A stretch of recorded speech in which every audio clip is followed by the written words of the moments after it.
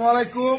আজকে আমরা এক স্যারে ধরেছি। স্যার খুব কষ্ট করে একদম পুলিশের ড্রেস লাগা হুবাহু পুলিশ, বোঝার কোনো কায়দা নাই যে কে আসল পুলিশ কে নকল পুলিশ। এই যে আমাদের এ হলো আসল পুলিশ, এর নকল পুলিশ, কিন্তু কোনো দিক দিয়ে বোঝার কোনো কায়দা নাই। স্যার কিন্তু রেং বেস পরেছেন, নেম প্লেট লাগিয়েছেন, হ্যাঙ্গিং বেস পরেছেন, তারপরে কোমরে বেল্টও পরেছেন। স্যারের কোমরে একটা অস্ত্র আছে, স্যারটা দেখান তো স্যার। এই যে স্যারের কোমরে একটা অস্ত্র আছে, এই যে স্যার চকচকা অস্ত্র, একদম হুবাহু পুলিশের অস্ত্র মতো অস্ত্র। তো স্যার আজকে চেক করে বসিয়েছিলেন। আপনার কয়জন ছিলেন স্যার? কয়জন ছিলেন? জোরে বলেন। 3 জন। সাব ইন্সপেক্টর কয়জন? 2 জন ছিলেন সাব ইন্সপেক্টর।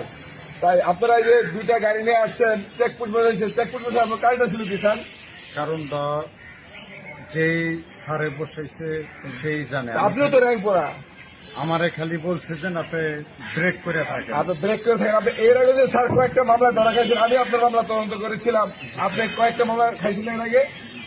আপনি তো এই পুলিশের পোশাক পরে, এই যে আপনি এত পোশাক থাকতে বাংলাদেশে আপনি পুলিশের পোশাক টাইরেক্ট করে মানুষকে থামায়, কারণ এখনো মানুষের পুলিশের প্রতি বিশ্বাস আছে, পুলিশের প্রতি আস্থা আছে, এবং পুলিশ দেখলে মানুষ কিন্তু সিগন্যাল দিয়ে থামে।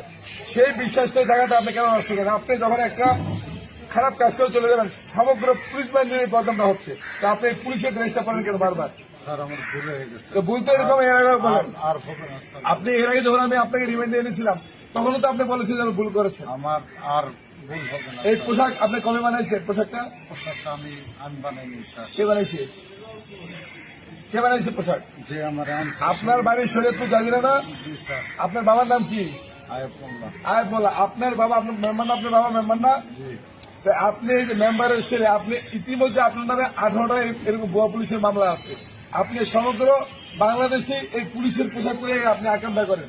আপনি আর কতবার করবেন এই পুলিশের পোশাক পরে বলেন তো? আর একবার আপনি গতবার তো আমার কাছে রিমান্ডে ছিলেন, তখন তো বলছেন যে আমি করবো না। আজকে তো যে মোটর সাইকেল সহকারে সবকিছু সঙ্গে আপনি ধরা খাইছেন। তো যাই হোক, আসলে যে কথাটা বলতেছিলাম সেটা হচ্ছে পুলিশের পোশাক পরে এই খারাপ প্রকৃতির লোকরা সাধারণ মানুষকে টাইট করে চেকপোস্ট বসিয়ে তারা টাকা পয়সা হাতিয়ে নিতে এবং পুলিশের বদনামটা হতো। তো আজকে হাতে নাতে ধরা পড়েছে, এবং 2জন সাব ইন্সপেক্টর ছিল, ওনারা পুলিশের পোশাক পরা, একজন কনস্টেবল নিয়ে ছিল। তো আপনাকে একজন হাতে নাতে দিতে হয়েছে। তো উনি আসলে অরিজিনাল পুলিশ না, উনি ভুয়া পুলিশ। আপনি কি অরিজিনাল পুলিশ না ভুয়া পুলিশ? আপনি ট্রেনিং করেছেন, এই পোশাকটা একদম পরেছেন সেই পুলিশের মতো, দেখতে একদম পুলিশের মতো। আপনি তো আমার এই যে অফিসাররা আপনাকে স্যার বলেছে, স্যার বলছে না? স্যার বলছে তো স্যারটা একটু খুব ভালো লাগে। এখন এই যে আপনি এই যে খারাপ কাজগুলো করেন, এই কাজগুলো যখন আইনে আওতা আসবেন, এবং এই মানুষটাকে আপনার ভালো করে চিনে রাখেন, এই মানুষটাকে ভালো